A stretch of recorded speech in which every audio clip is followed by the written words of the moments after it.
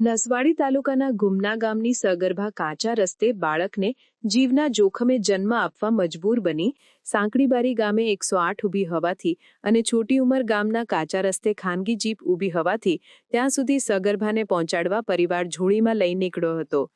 ખેંદા ગામના કાચા રસ્તાનું ખાતમુહૂર્ત નેતાઓ કરતા ન હોવાથી 108 છોટી ઉંમર ગામ સુધી ન જઈ 6 કિલોમીટર ફરી સાંકડીબારી ગામ ઊભી હતી। આખરે સગર્ભાની કાચા રસ્તે પ્રસૂતિ થઈ ગઈ હતી। દુગ્ધા પીએચસીમાં માતા અને બાળક સારવાર હેઠળ છે। અવારનવાર આવી ઘટનાઓ બન્યા બાદ પણ તંત્ર ધ્યાન ન આપતા વિસ્તારના લોકોમાં રોષ ભભૂકી ઉઠ્યો છે। કોઈ માતા કે બાળકના જીવ ગયા બાદ તંત્ર અને ચૂંટાયેલા નેતાઓ ધ્યાન આપશે તેવા સવાલો ઉઠી રહ્યા છે। નસવાડી તાલુકાના અંતરિયાળ વિસ્તાર દુમણા ગામે ગઈકાલે એક પ્રસૂતાને દુખાવો પડેલો, જે ડુમનાથી છોટી ઉંમર સુધી કાચો રસ્તો છે, પણ ત્યાંથી જોડીમાં ગાડીને લઈ આવ્યા અને રસ્તામાં આ પ્રસૂતાની ડિલિવરી થઈ ગયેલી।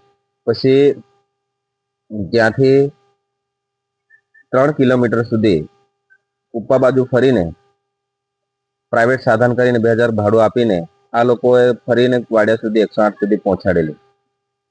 અને આ ખેંદાનો રસ્તો 3-4 મહિના પહેલાથી મંજૂર તો છે જ, પણ આ નેતાઓએ ખાતમુહૂર્ત કરતા જ નથી।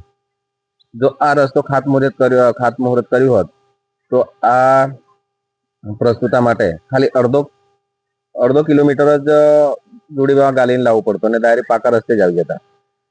અમે સરકારને આ રસ્તા માટે અવારનવાર ઘણી બધી વાર રજૂઆત કરતા હોય છે અને આવી ઘટનાઓ કેટલી વાર બનતી હોય છે, વારંવાર કહેતા હોય છે, પણ આ નેતાઓ આ રસ્તા માટે ખાતમુહૂર્ત કરતા નથી।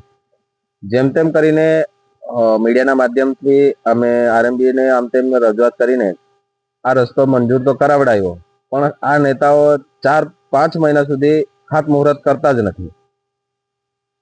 દાદુભાઈ ફુમાભાઈ દુબે। સમાચારની અવનવી અપડેટ જોતા રહો નિખરતા ગુજરાત ન્યૂઝ સાથે। નિખરતા ગુજરાત ન્યૂઝને લાઇક, શેર, સબસ્ક્રાઇબ કરો અને બેલ આઇકન દબાવીને સમાચારની ઝડપી માહિતી મેળવો।